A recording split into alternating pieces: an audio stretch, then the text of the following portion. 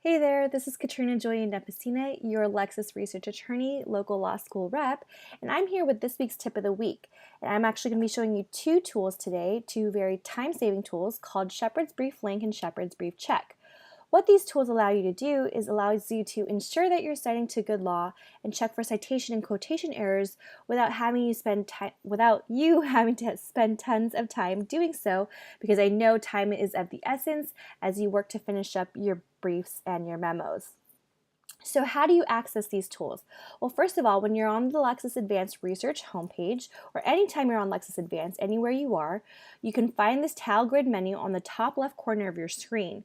And both Shepard's BriefLink and Shepard's BriefCheck will be on the bottom right-hand corners of that menu. So the first tool I'm going to talk about is Shepard's BriefLink.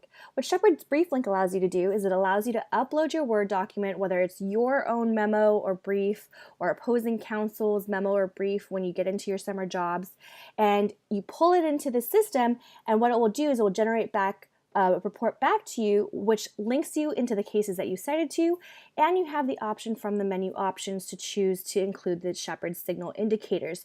So this is a great quick way for you to be like, hey, let me upload my memo real quick and see if there are any questionable cases here or any cases that I need to be worrying about for its validity, and I can determine quickly as I read through it whether it's an issue.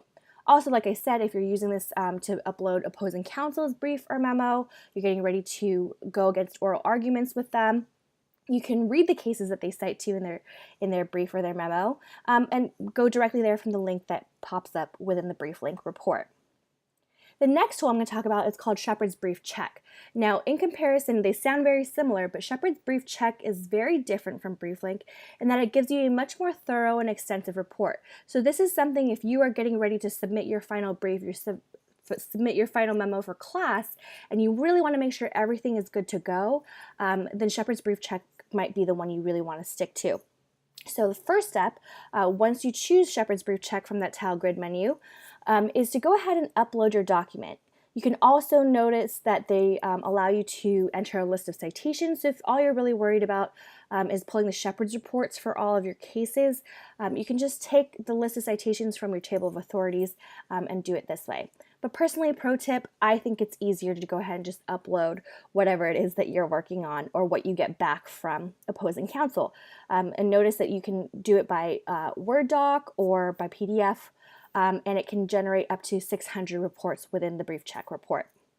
Okay, so then the next step is to go ahead and select the options to customize your BriefCheck report. So you can choose to get as much or as little information as you'd like.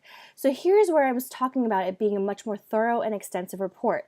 First, you get the full Shepard's report, not just the signal indicator within the memo or brief itself, but you can choose, for all the cases and statutes that you cite to and everything, you can decide which ones you want to get full Shepard's reports for. Also, it allows you to do quote check. This is very convenient because you want to ensure that your quotes are accurate and properly cited. So quote check will allow you to ensure that the wording is correct and also make sure that you're citing to the right page when you are citing that quote. Get document allows you to pull the actual cases or statutes that are cited within the brief or memo. So while you may already remember all the cases, perhaps you're getting opposing counsel stuff, or you just want to double check and make sure that you actually were reciting to the right cases for that particular point of law. Get document allows you to pull all the cases, statutes, or whatever it is that you might have used and cited to within your brief or memo. Citation content report. This is a big one, especially for those of you who are just starting out with your first major writing assignment for this type of brief or memo, and you want to ensure that all of your citations are correct. I will tell you that citation content report does not check against certain style formats, so it's not going to check the accuracy of your Blue Book citation format or Allwood or whatever style format you might be assigned to be using, but rather it checks to make sure that you have everything you need within your citation. So it checks to make sure you have the right case name, the right actual citation, the court, the jurisdiction, date of publication, that type of stuff. So making sure that you have all the right information, but it's up to you as the student, as the future attorney, to make sure it's in the right format that you need it to be in. Okay? So then the next step Step 3 is to review the quotation. So if you are going to be using BriefCheck, this will allow you to preview the quotes that it's going to be using and running through the report so that you know that the quotes are what you actually want it to check. Review citations. So now this is an easy way for you, okay, if you want to figure out, well, is this the right format? Am I citing to the right things on the right pages? Is this what I want it to check? Are there quotes attached to this particular citation that I'm using? Review citation allows you to check and make sure that you have the right cites within your brief or your memo. Finally, step 4 is to go ahead and create your report. So just another pro tip. This is going to be a very large file. Depending on how long exactly your brief or memo is.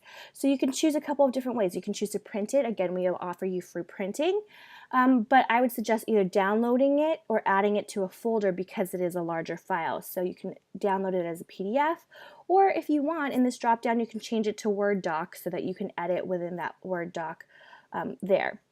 Okay, another pro tip is if you are planning to use BriefCheck at the end to make sure that everything is right within your brief or your memo that you're getting ready to submit, I would suggest that you give yourself at least a couple of hours to ensure that you get everything right and that you can review the report thoroughly so that it actually is something that's helpful to you. So the reason why I say this is sometimes some people think that this is a great tool to use at the very last minute, and this is one that you don't want to use at the last minute just because, again, it might take time to generate, but then of course you want to review it carefully.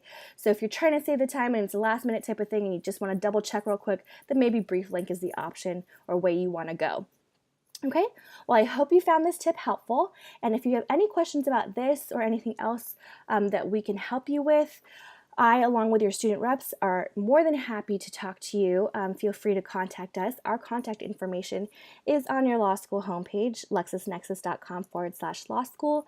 You can find my email address, my phone number, and all the student reps' email addresses as well. And hopefully, we'll be seeing you around more on campus. All right, well, take care and have a good day.